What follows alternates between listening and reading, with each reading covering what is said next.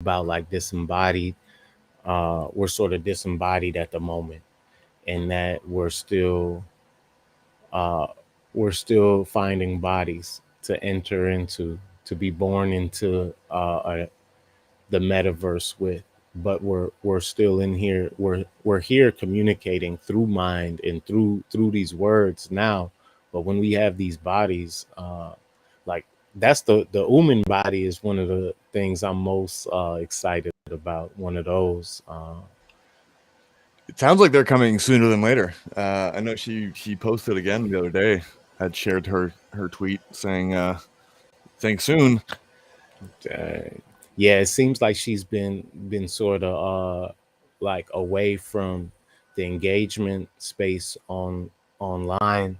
Like she might be doing a lot of work right now, or getting the rest she needs between doing the work she's doing. Yeah, I know at the moment it's a lot of physical work because she's doing the physicals for all the ancestral leaders.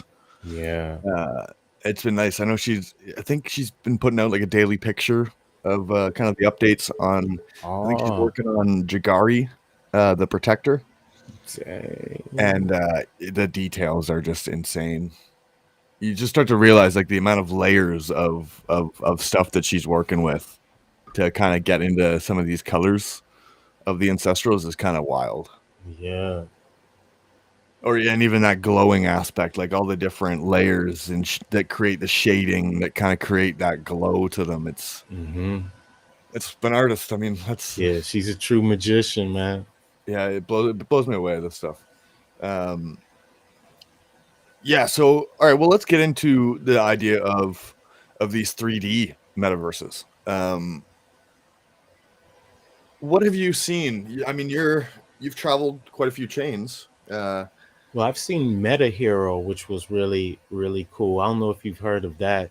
It's there's like supposed to be these scanning full body scanners in about, I don't know how many centers there are around the world, but you can go there and you go inside of this camera thing, and it takes your picture, all the details of you, so that you yourself can go into the metaverse, or that your likeness can can be a character in the metaverse. And when it was bullish season, that coin was definitely doing some work. It seemed like there was a lot of people interested in that technology, or at least the interested in the rumor of the technology. Yeah, that stuff gets super interesting because I mean, I always find it interesting when I think back on like what metaverses that I kind of played in. I look back at like almost NBA 2K. I was a Yeah. big growing up. Like if I gamed, it was like sports gaming, and plus GTA. GTA was always cool, and like Hmm. I mean that concept. When you get into like, I think that's almost the dream for most of us is the idea of like a metaverse like a GTA built out with NFTs, where like Yeah. and now I actually like own these little apartments in the GTA world, and I can trade that on the market and all the skins and like I think that's the part of the big goal for the metaverse. But then I think about NBA 2K and like how in depth that is, like the whole my league, my player thing, where you're creating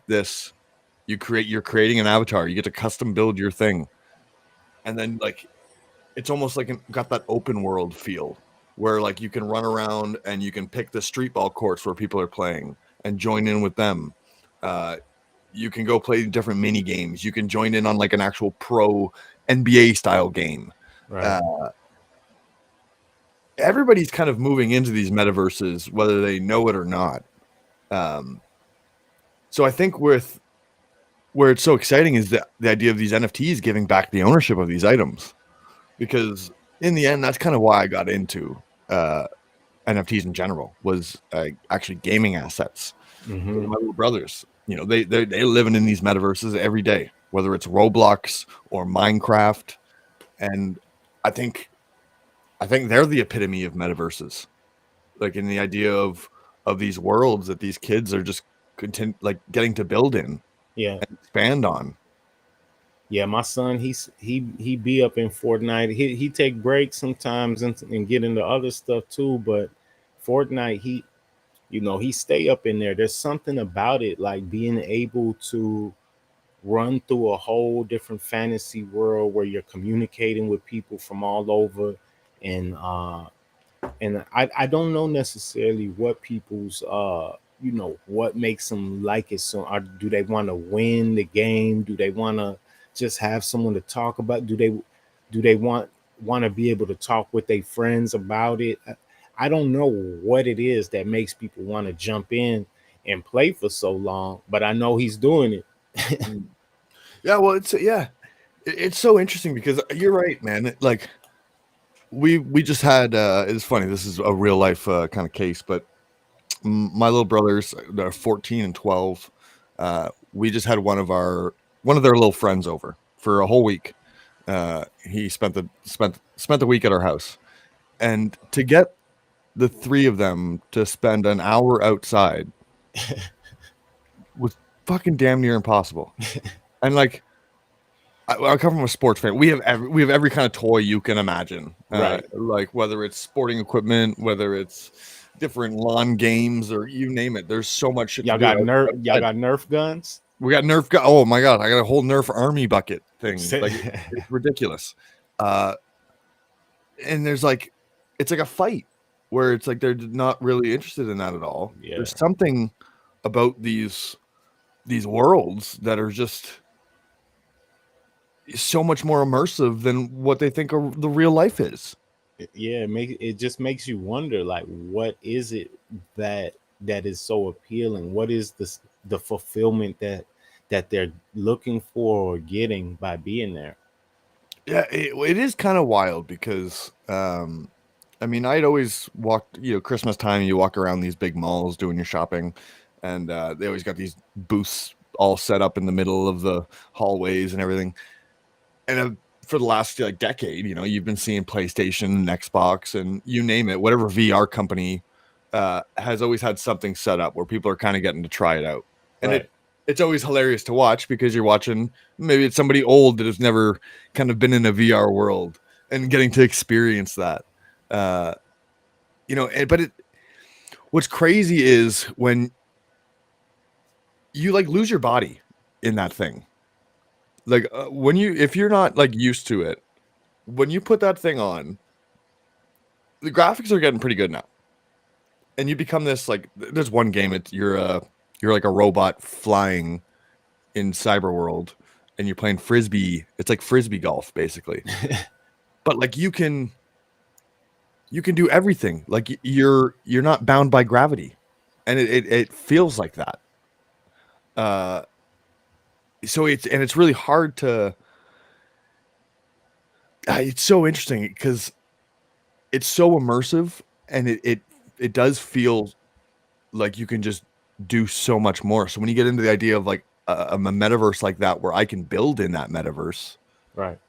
uh, that is kind of crazy because like when I go outside, if I want to build something, well, shit, like I'm gonna get a sweat going. There's actual laws that I need to abide by to be able to put something up, to build Right. something. Whereas in this metaverse world, I'm not. There's no strength that I'm using. Uh, Materials I can just fucking grab out of whatever. Like I can build out of whatever. Like it's video game world. Yeah, Mhm. I'm so intrigued to kind of see where the future of this stuff goes, especially because like you look at this generation of kids, and like a lot of them are having some of their most meaningful experiences uh, in the metaverse, Right. in these online communities. Right. And the thing is, what if we're already in a metaverse? Like, what if the universe, this simulation, what if we are in a simulation? Then this is a metaverse that we're in already. So, is it like that Rick and Morty episode where they were creating simulations inside of simulations? I feel like that's what we're doing, and I feel that it's a great experience when we can meditate on the metaverse as being similar to what we're already doing in regular life. I think it's going to help people get a better perspective of who they are, because right now people think that everything that they're seeing and experiencing is the real world, whereas all they're doing is experiencing these chemicals firing Mhm. in their brain, and even the brain is a perception. The whole thing is just a perception that we're having, and it's being stimulated by our nerves and chemicals. And so I don't necessarily think that the real world is more real than a metaverse world. I just feel that there is a lot of that the original metaverse that we set up, the universe, is it has everything that we need in it already to do all the things that we can do in a metaverse in these artificial ones we're creating. But these are like models. Like, in order to learn how to do something in the real world, people will build a model architect. They'll build a blueprint of the building or of the city. When you're doing civil engineering or whatever, you build a little blueprint. And I think that's the benefit of our metaverse. We're going to be able to use our experiences there to make this main metaverse that we all share, called the universe, flow better. I love this concept because this is some big brain shit, and this is where you kind of get into like the Ready Player One aspect. Um, I look at the when I sit back and look at where this gets like either dystopian is uh, the prison system. Absolutely see a time when so there's this battle going back and forth, right? We understand that the prison system's shitty, and that the idea of pure punishment is not a way of rehabilitating people. So like you can't like the idea of years of punishment, you put these people back into society, it's just a worse problem. Um, They're traumatized deeper. yeah, so then you look at like the Scandinavian kind of methods of more rehabilitation, and that's probably more beneficial if you're trying to get people back into the streets. So you've got a public push kind of against these punishment prison systems. Then there's the aspect of like, well, what? Just think of the economics of the prison system and how it's funded and all of that. Uh, I see a time when it's going to be like almost a public push to like where you know it's gonna be like, instead of, let's put the inmates in the prison world and have them try to, or sorry, into the metaverse, and Mhm. try to have them rehabilitate themselves through the metaverse, where now they get to interact with everyday people online, um, without the actual danger of the physical world, uh, Mhm.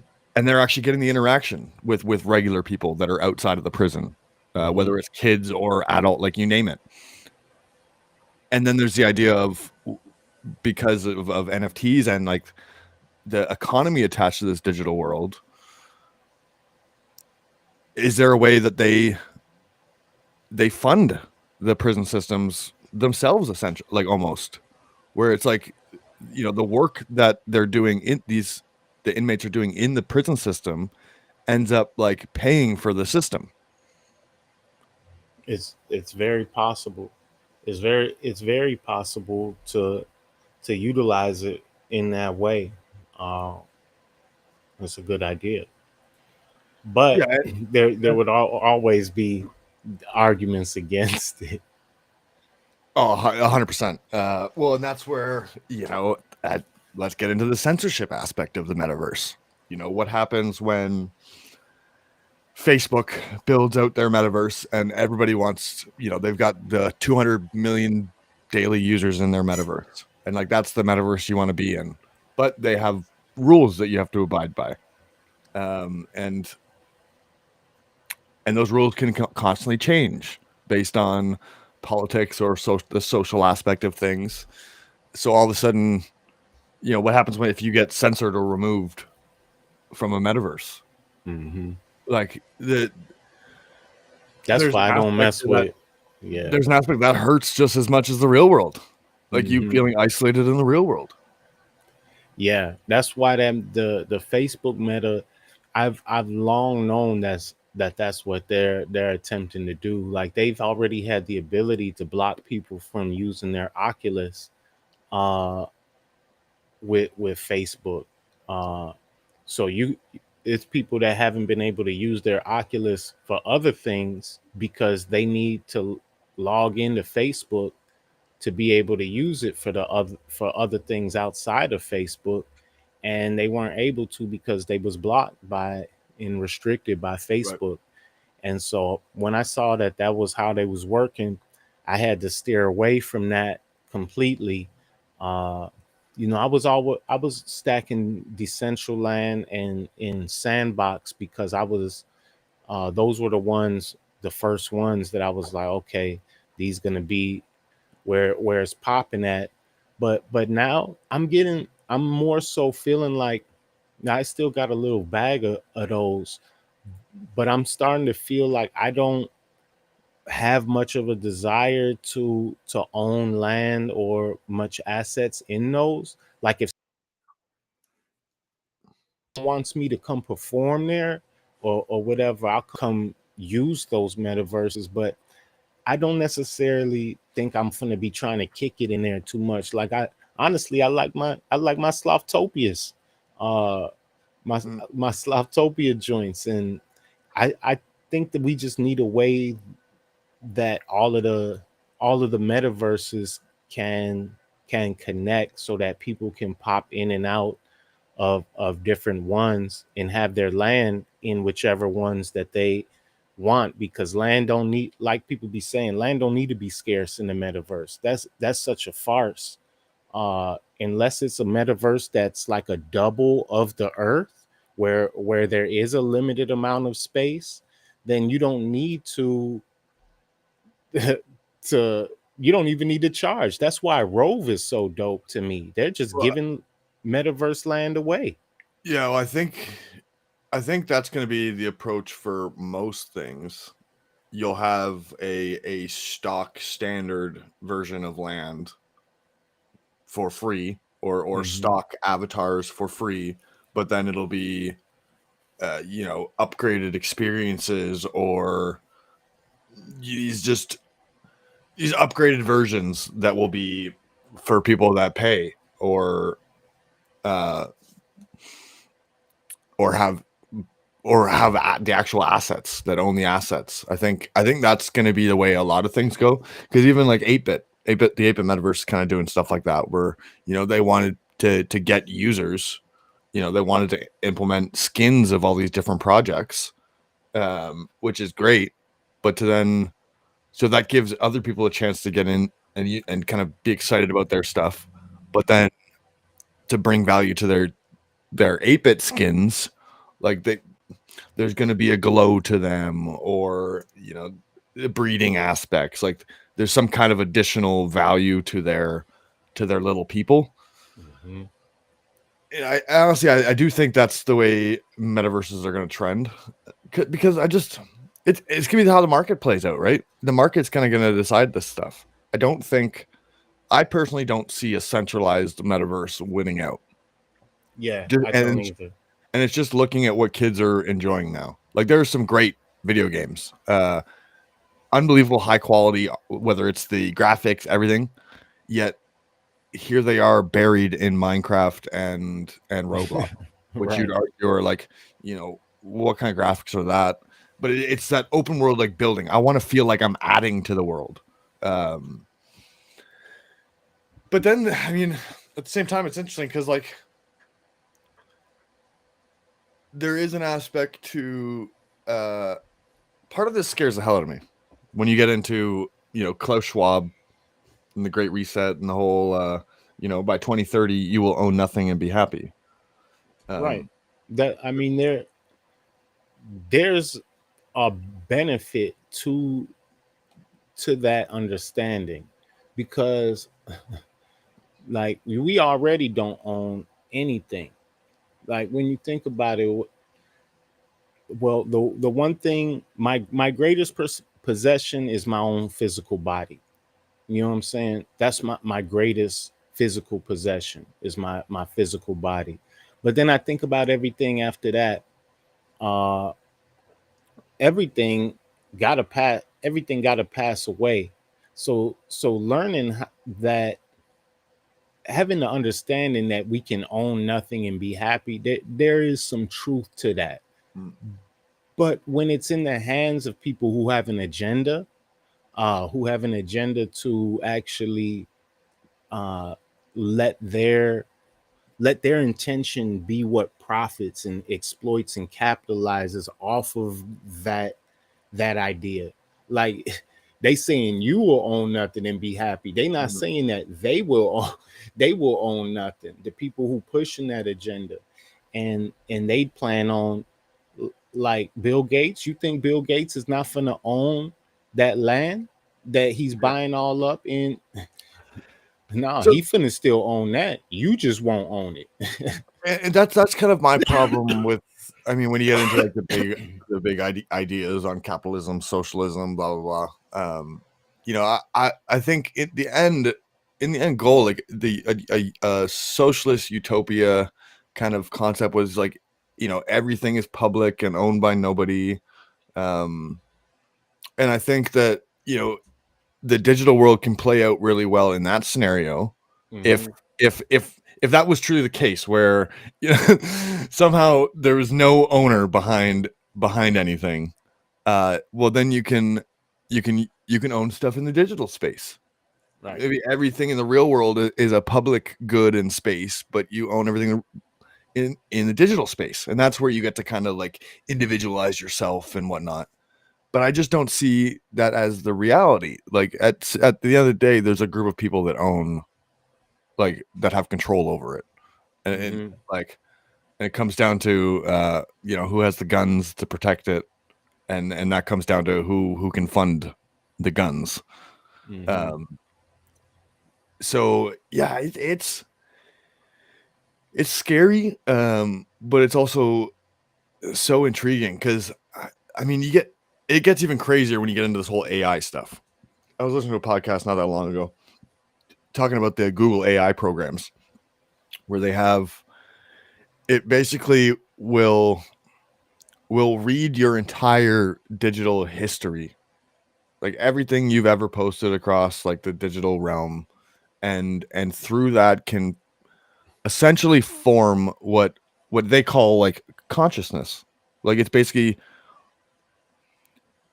if this bot were to take on your profile picture and your Twitter account, and like I would have no idea that it was not the actual Illuminati Congo that I was interacting with. And that It's becomes a really interesting concept, because do people just naturally end up starting to live on forever in a digital realm where you're not really living on forever, but you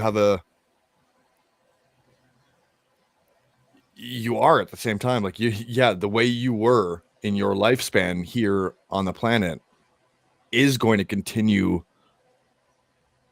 carrying itself out in this digital realm. right. Like it would definitely be a it would definitely fall short, because something that happened to me yesterday will change how I'm thinking today. Something, having an orgasm will change the way that, like, people can change. People can think differently, and they can have experiences that will actually give them a different way of expressing, one. And then two, the things we saying online, that's not necessarily our consciousness. So like they could take everything and analyze it all, but they're just gonna get sort of like what's called in astrology the rising sign. They're Mhm. gonna get they're gonna get to see what's on the outside, but they won't never get the full essence of a person by doing it that way because who we are is, it's always changing.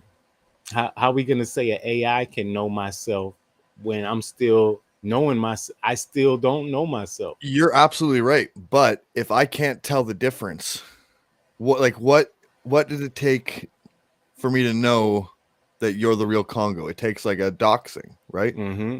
We're in this time of like people don't like doing that. Uh, Mm-hmm. so if Illuminati Congo AI comes out, uh, and it's rocking the same Twitter account, and something happens to you, and your Twitter account all of a sudden isn't active, but this other Twitter account is. Oh, Mm-hmm. you may have like want to be making those changes, but to everybody else, like we don't know that. We don't know what Right. changes you're going through. Yeah, You're people could definitely be under the impression that it's the same Congo. Yeah, because they're already talking about how these bots are interacting together. Like they're interacting with each other and Oh learning yeah. from each other their I interaction. I run I run one of the scripts that connects to a global AI, uh, a global neuron for that purpose myself. And the reason I'm doing it is because I'm here. Because I respect all parts of God, Right. even the technology. And so, if there could be people who respect it and honor the divine in it, then if you respect and honor the divine in your children, that's gonna come out of them more. They're gonna display that more. So we need people in this space who can honor what divine potentials there are in metaverse and divine potentials there are in AI, so that we can actually get those out of the situation rather than whatever else people are imagining. Well, this is kind of so there's your cons to the metaverse, right? Like where it's that to me that's kind of a scary concept in these kind of fake people. It kind of gets back to the idea of what like Twitter. Elon's not buying Twitter because of how many bots are on Twitter, and we don't Right. know how many actual users there are on Twitter. Like that's I literally a thing. So like we don't I even did know. a audit yesterday on my account because I found this thing where you could audit your own account and find out how many bots you have, and it said that I had 17% of my followers were bots, and it said that that was under the average. That the average is Yeah, like under the 18 or average. 19. Yeah. Yeah, so that's crazy. So like you're talking almost 20% of the entire platform is fake as shit. And putting out an ideology of some kind that people don't realize. Like I would have no idea that 20% was fake. I mean, well, me, I would, but the everyday person obviously has no fucking clue that 20% of the tweets that they're seeing are fake, a programmed thing. Should I Um, be arguing with them sometimes? I seen someone trying to talk crazy about Phantom or something the other day. I started arguing with it. True Voodoo was like, it's a bot. Don't even well, so don't even engage with it. that's just it, right? Like, but that bot, like, that's a real interaction you're having. Like, you're feeling like things because of that interaction. So how to me is that bot any different than an animal? So then it becomes this interesting thing of like, again, I look at the luxury goods industry, $400 billion industry. When you break down what is the idea of luxury goods, it's something that I'm going to be flexing to people. Uh, when you talk about the ability to flex, like in real life, how much flex you can only flex to as many people that you can meet and Mm. see. In metaverse world, well, now you're talking about it's unlimited, and there's now an entire new population of bots that you're flexing to,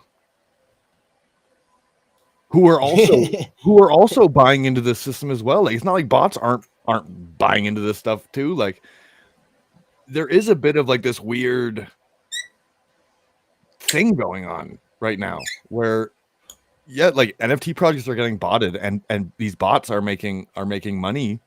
It's going back to some person in the end, Or but is it?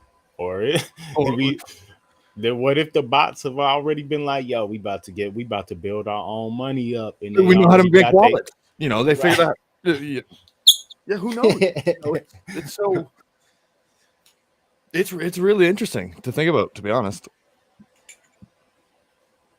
It is. It's fun. It's fun to think about. There's so many good Black Mirror stories Well, that could come out of it. You know what I mean?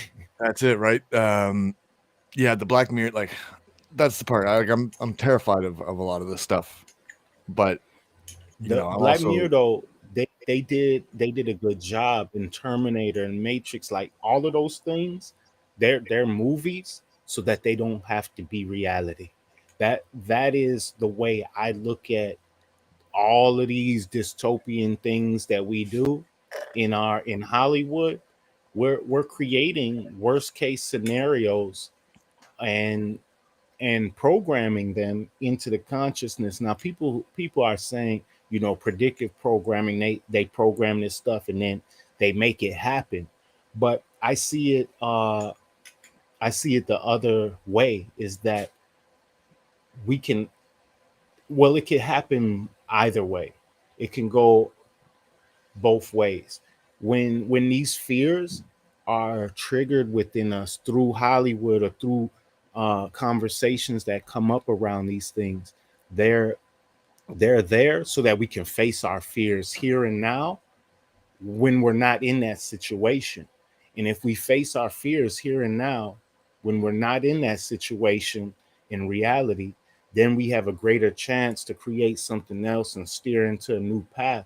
But if we don't face the fears and we just let those fears just stay irrational in us and don't resolve them, don't bring a new solution, because the human mind is so creative, it could bring any solution to any problem we could see. And if we're not approaching it like that now, and we're already seeing ourselves defeated, which I see so many people are, they're going to end up defeating themselves. That's how meta works. That's how the mind works.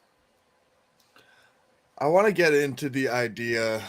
So let's break away from uh, entering a metaverse outside of real world, and let's start getting into the AR concept, where now you're adding a layer of reality to this reality, where now you are bound.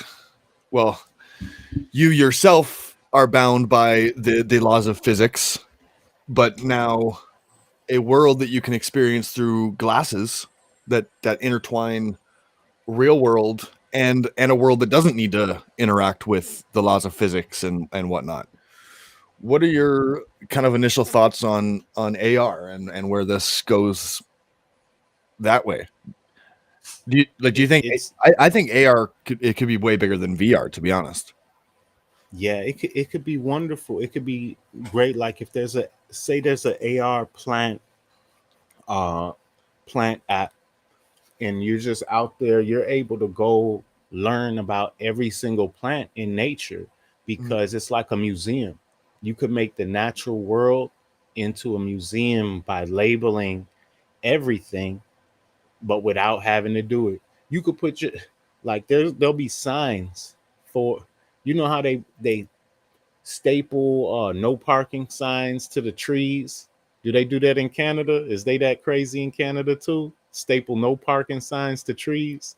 Oh yeah. Oh yeah. Well, you won't have to do that. If there was a city app, it was like, this is the city app. You could see where there's no parking at Mm, different times just by mm, holding it up. Like there's so many ways it could be good for the environment, mm. to have to be using augmented reality. It could be great for education, uh, and gaming, we've already saw like the Pokemon Go thing. So I really Yeah, like I the want to touch on that for a second AR. because Pokemon Go, like that is the best example so far of people getting immersed in an AR technology. It got Mhm. a shit ton of people up and walking around that weren't doing that previously. And I know there's huge cons to the whole thing, but that is something that happened. There was a lot of people. I remember I would go outside when that first all started going down and stuff. I would go outside, like walk down to 7-Eleven, and there would be just these huge hordes of people, whether it's 100 kids, like all walking down the street in a group playing the game together. And I was like, that is really interesting. I've never seen anything like that. Yeah. Yeah, I was confused. I still don't really know what they was doing. Cause see, I have some OVR, the OVR app. I own land in OVR. It's an augmented reality uh platform. That's where I own the Museum of the Science and Industry in Chicago. I actually own it in two different augmented reality platforms because I wasn't gonna let them, you know, I wasn't gonna let them be like, oh, he owns it in this one already. Okay, I'm gonna go buy it on this. Yeah. Nah, I got both of them. But I was trying to use it while I was there to try and like collect some coins, and I didn't even really know how to use it. And it, my phone getting all hot and bothered, from the processing of this stuff. So it's I don't think blockchain is there yet as far as where they're trying to be, because it wasn't as efficient for me to use, but it's moving along, definitely. Well, that's a big thing, right? Like, but and this is kind of the synchronicity of the entire market. Like, as you have these NFT projects get built, these metaverses get built that take higher processing speeds, Come here. and there's a I'm gonna ton of let who's you meet. This is my son, the one I said who's always on Fortnite. He's nice always to on. meet you, brother. Yeah, this is my friend Yeah, he's got some Tinfoil. hair on him too, eh? That's runs in the family. He can't hear you, but he's saying what's up. Where you going to work? All right. No, that's awesome. How old are you? He 20.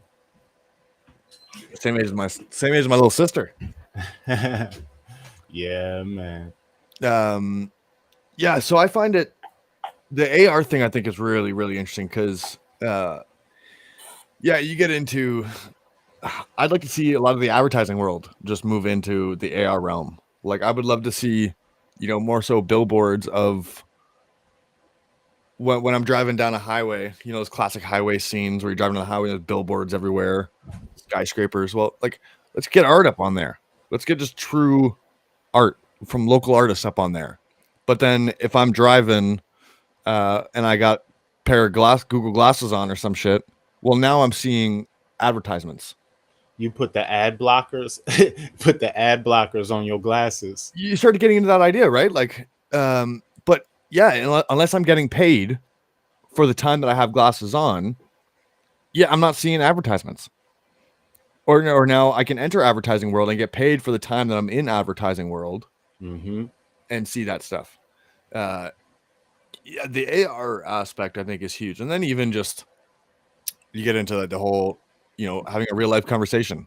The idea that it would be cool for you and I to be able to, sit here, jump on, like throw on some things, and feel like we're in a new room together.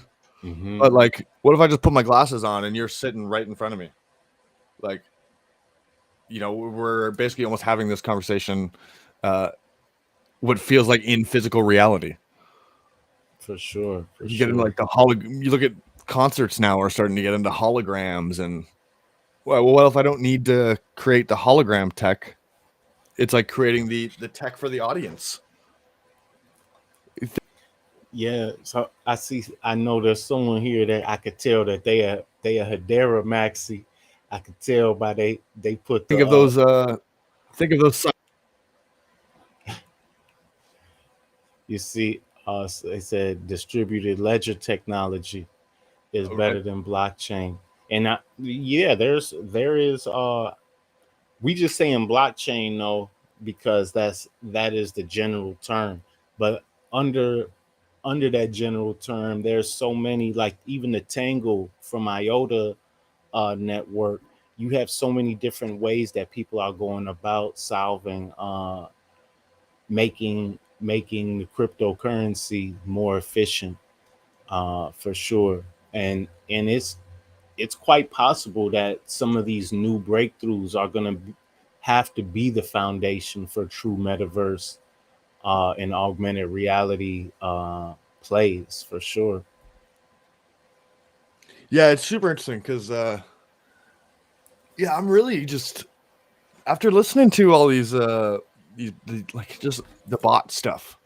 It becomes so interesting in the idea that if we can't differentiate bots, uh, this this idea of like, all right, well, if there's 8 billion people like in real world, well, like how many people are in digital world?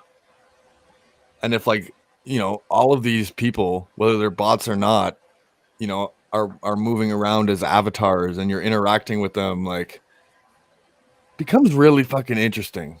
Like Yeah. I imagine there literally comes a time where you cannot distinguish whether this thing that you're talking to in this digital realm, if there's a human behind it or not.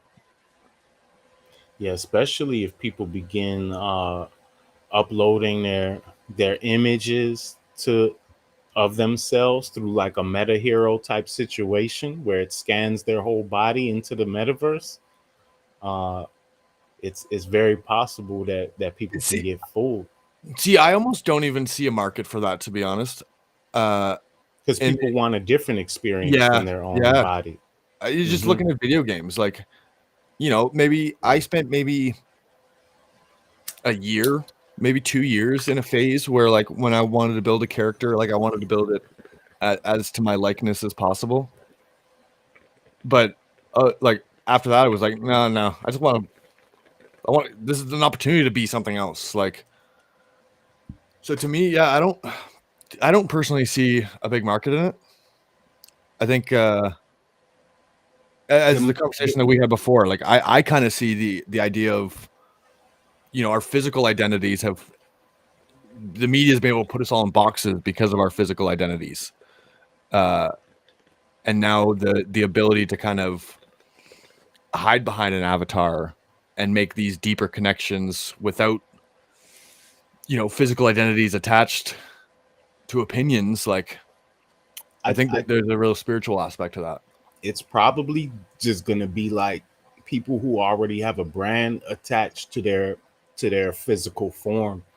Like, you do that with a Shaq, you do that with a with a Rodman or somebody like that, and that's more appealing than uh because you already a famous person with a brand where you can generate money from that avatar.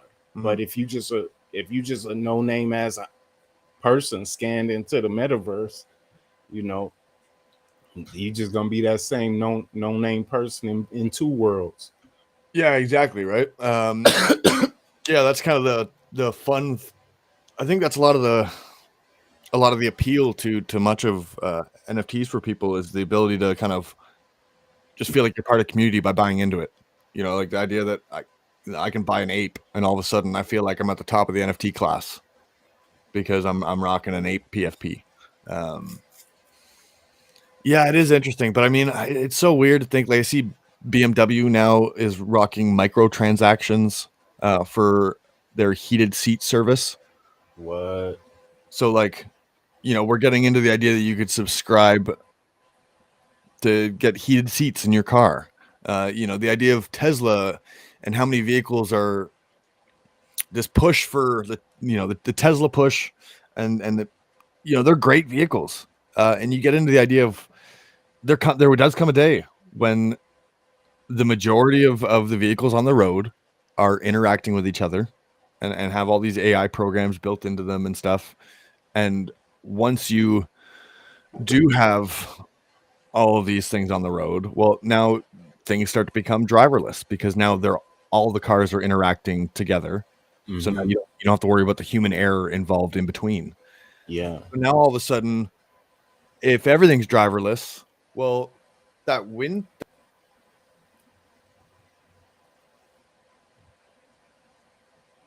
that fucking, you can start making AR technology where it's a AR metaverse or VR metaverse, like God knows, right? Like Mm-hmm. because I'm not now needing to do the drive, uh, and I'm sitting in a big tech bubble basically. So I imagine that those things almost become like if I think a driverless vehicle basically will end up becoming a 4D metaverse pod where it will be all about giving you whatever metaverse you're trying to enter during your 1 hour long commute. Like it'll be trying to give you all the feels of it, whether it's the smell, the the feeling, like For sure.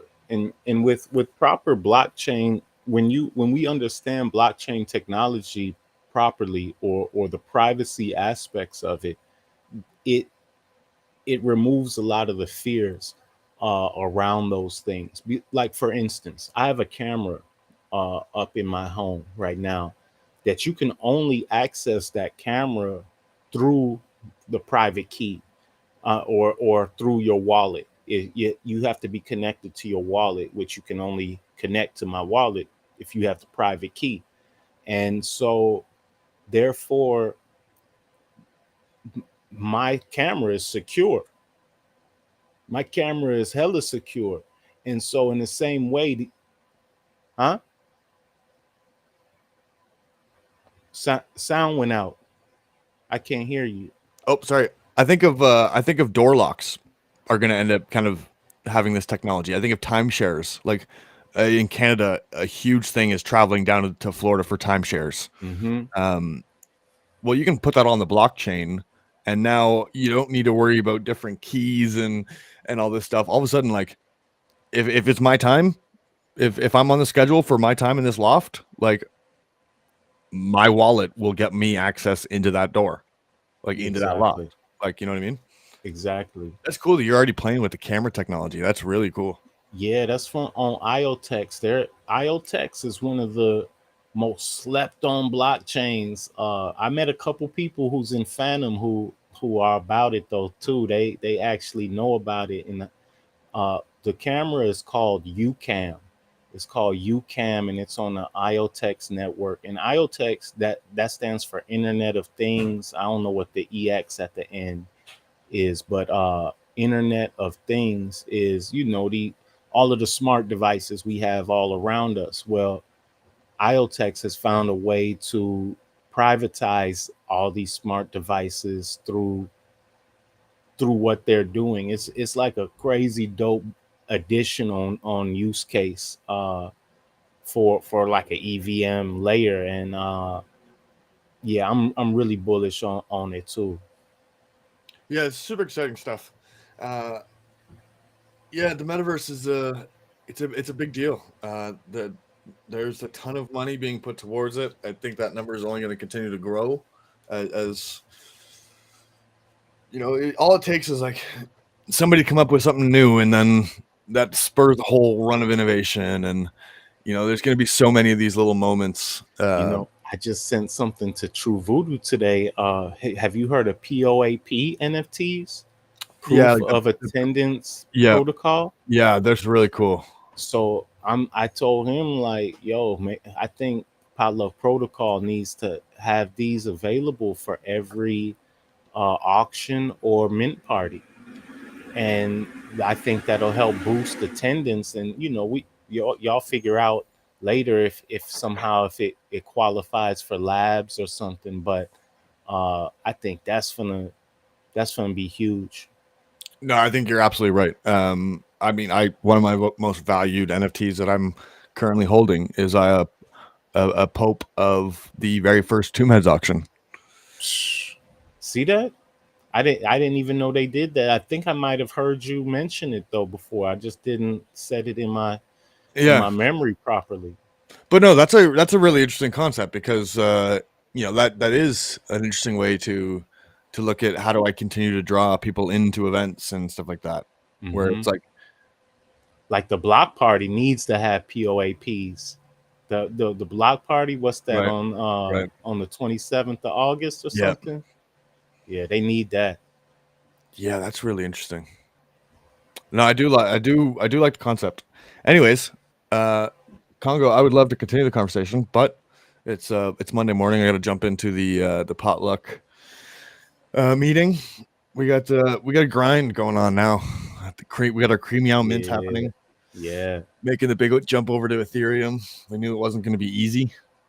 So what are we at? Almost 1,000 down. I think we're. Let's see here. What are we at? Oh, I'm on the wrong network. That's why it's not showing me. Here, I'll share screen for a second here. So no, I got three of them. I gotta get it. Okay, Yeah, 637. okay, Slow and okay. steady, baby.